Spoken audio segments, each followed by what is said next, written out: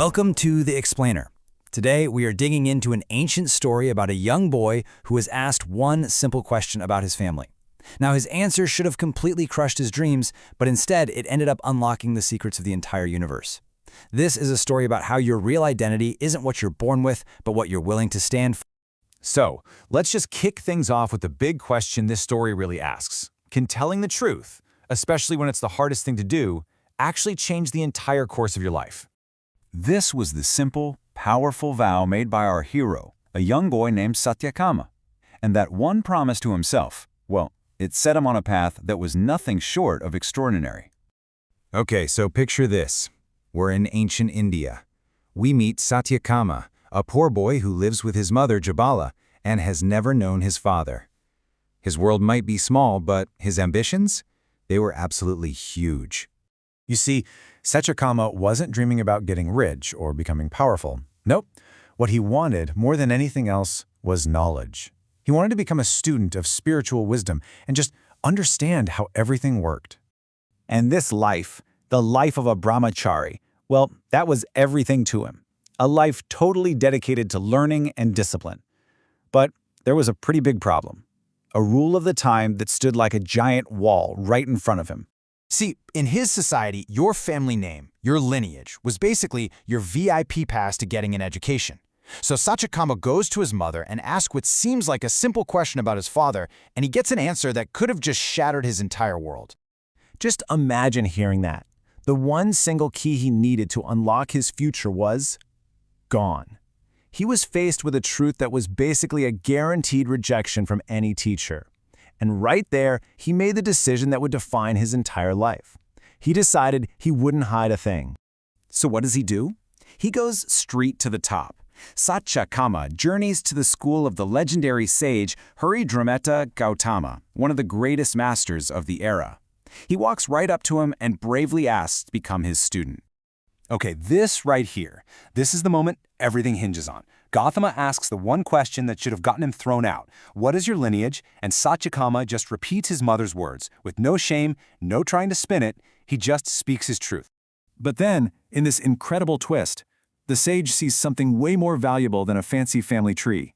He sees pure, radical honesty.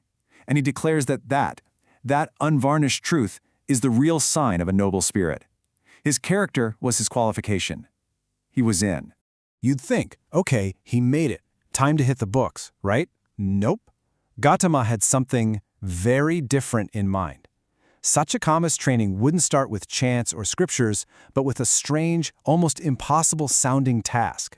He was given a herd of 400 cows, and these weren't strong, healthy animals. They were weak and frail, and he was told to take them deep into the wilderness and leave everything he knew behind. His instructions sounded simple, but just think about how huge this was. Do not return until this herd of 400 has multiplied to 1,000. I mean, we're talking years of being completely alone. He had to survive, protect the herd, and just wait. But it was out there, in that profound solitude, that his real education was about to begin, from the most unexpected teachers you can imagine. Out there, totally on his own, with just the animals and the elements, something amazing starts to happen. The universe itself begins to speak to him. His true master wasn't Gautama back at the school. It was, well, everything. And this wisdom didn't come all at once. It came in 4 parts, 4 revelations, from different elements of nature.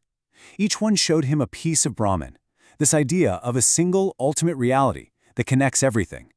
First, a bull from his own herd. Then the fire he tended, then a swan, and then another bird. Each one became his teacher. So each teacher kind of pulled back another layer of the curtain for him. He started to see that the earth and the sky, the sun and the moon, even his own breath and his senses, they weren't all these separate things. They were all just different expressions of one single consciousness, kind of like different waves in the exact same ocean. So, years pass. The herd is now 1,000 strong. And with this new, profound wisdom illuminating his mind, Satyakama finally begins the long journey back to his guru. And you know what? The moment Gautama lays eyes on him, he knows. He doesn't even need to ask a question.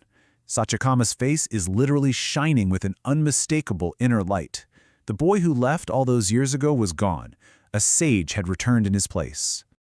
I mean, just look at this journey. It's a total transformation. He starts out as an outcast, someone defined by what he lacked. Then, he's tested by solitude and becomes this devoted herdsman. Through that, he becomes a student of the universe itself, and he returns as a knower of the self, a sage defined only by his inner wisdom. So what's the big takeaway here? It's that our character, our commitment to truth, is so much more profound and powerful than any social status we're born into. His honesty wasn't just the key that got him through the guru's door. It was the key that unlocked the entire universe. You know, this story has echoed through the centuries for a reason. It's a simple, powerful reminder.